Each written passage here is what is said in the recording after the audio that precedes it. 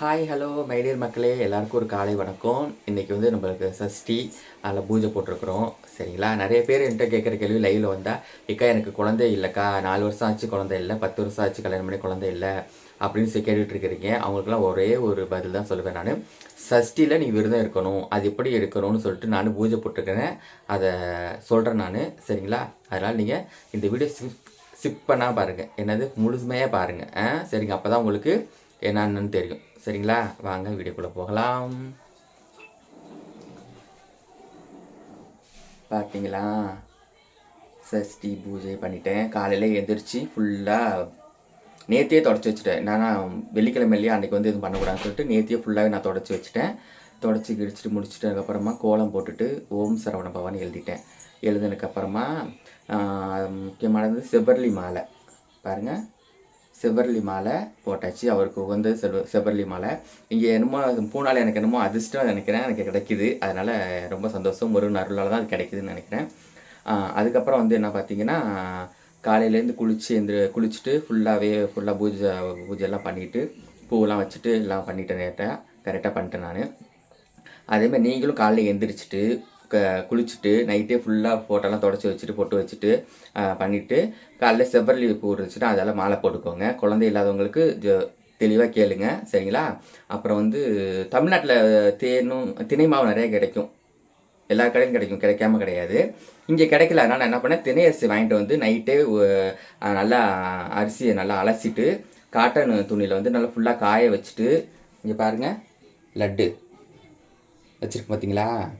அதனால் அந்த லட்டு வந்து நான் பண்ணினேன். அந்த தினை அரிசி நல்லா கழுவிட்டு காட்டன் துணி நல்லா நல்லா ஆற போட்டுட்டு நைட்டு ஃபுல்லாக ஆரணிச்சு. அது வந்து அதோட ஈரம் அப்படியே எரிஞ்சு அப்படியே நல்ல பதத்துக்கு வந்துடுச்சு. காலைல வந்து மிக்சியில் போட்டு நல்லா அரைச்சி மாவாக்கிட்டு நாட்டு சக்கரை அதில் சேர்த்துட்டு தேன் கொஞ்சம் சேர்த்துட்டு அப்புறம் என்ன பண்ணால் முந்திரி பருப்பு பாதாம் அதெல்லாம் வந்து நெய்யில் வறுத்துட்டு போட்டு நல்லா மிக்ஸ் பண்ணிவிட்டு அதை அப்படியே லட்டு மாதிரி பிடிச்சிட்டு வச்சுட்டேன். சரிங்களா? அது வந்து முக்கியமானது என்னன்னு பார்த்தீங்கன்னா, முருகனுக்கு வந்து தேனும் தினைமாவும் அதுதான் வள்ளி கொடுத்தாங்கன்னு சொல்லுவாங்க. சரிங்களா? முருகனுக்கு வள்ளி கொடுத்து வள்ளி மலையில் முருகனுக்கு வந்து வள்ளி வந்து அதான் கொடுத்தாங்கன்னு சொல்லிட்டு அதான் விசேஷம். அது முடியாதவங்க நீங்கள் வந்து பால் மட்டும் வச்ச கூட பரவாயில்ல. நான் பாலும் வச்சுருக்கேன் நாட்டு சக்கரை போட்டு. சரிங்களா? அதனால் ஒன்றும் பிரச்சனை கிடையாது.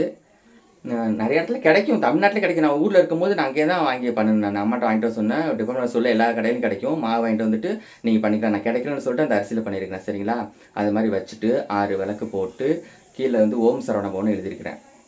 ஸ்டார் மாதிரி போட்டு ஓம் சரவண பவ ஓமன் போட்டு 6 விளக்கு ஏற்றிருக்கேன் பாருங்கள். 6 விளக்கு வச்சு விளக்கு ஏற்றிட்டு எல்லாத்துக்கும் சைடில் பூ வச்சுட்டு விளக்கேற்றி நல்லபடியாக வேண்டிக்கிறேன். நான் எல்லாத்துக்கும் வேண்டிக்கிட்டேன் நான். சரி, குழந்தை இல்லாதவங்களுக்கு, கல்யாணம் ஆகாதவங்களுக்கு, மெயினாக குழந்தை இல்லாதவங்களுக்கு சர்ச்சில் குழந்தை வரது கேட்டிங்கன்னா கண்டிப்பாக உங்களுக்கு முருகன் கொடுப்பாரு. அதில் எந்த ஒரு ஐயப்பாடும் எதுவும் கிடையாது, மாற்று கருத்து எதுவும் கிடையாது. அதுக்கு நானே சாட்சி. சரிங்களா? அதனால் வந்து எல்லாருமே இன்றைக்கி சஷ்டி பூஜை பண்ணுங்கள். குழந்தை எல்லாருக்கும் மெயினாக பண்ணுங்கள். எல்லாருக்காகவும் நான் வேண்டிக்கிறேன். நிறைய பேர் லைவில் என்ன கேட்குறீங்க, எனக்காக வேண்டிக்கோங்க குழந்தை இல்லைன்னு. நானும் வேண்டிக்கிறேன். ஆனால் உடன்பட்டவங்க நீங்கள் கண்டிப்பாக வேண்டிக்கணும். நீங்களும் அந்த ஸ்டெப் எடுக்கணும். சரிங்களா? அந்த ஸ்டெப் எடுத்தால் தான் கரெக்டாக இருக்கும். அதனால் சொல்கிறேன் நான். நீங்களும் ஸ்டெப் எடுத்து விரதம் இருந்து பண்ணினீங்கன்னா கரெக்டாக உங்களுக்கு குழந்தை அடுத்த வருஷமே குழந்தை கொடுத்துருவார். அதான் சொல்லியிருக்கேன். சஷ்டியில் இருந்தால் அகப்பையில் வரும்.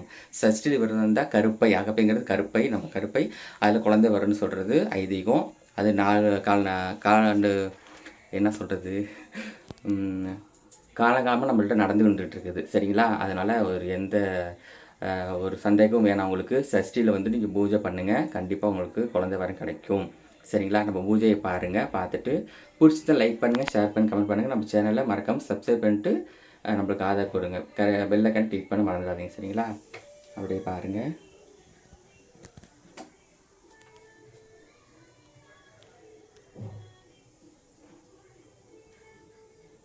இல்லைங்களா? முருகனுக்கு வச்சுக்கேன், லட்டு பால் எல்லாம் வச்சுருக்கிறேன்.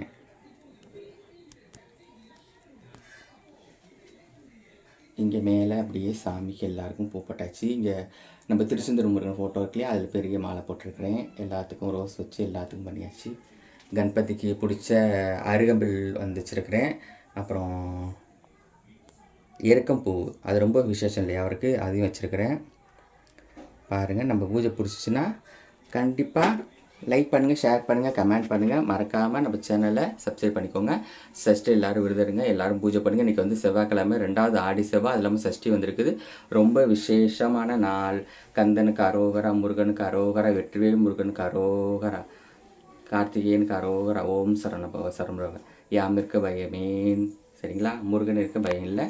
Thank you so much. இன்னொரு வீடியோ சந்திக்கிறேன். பாய் பாய்.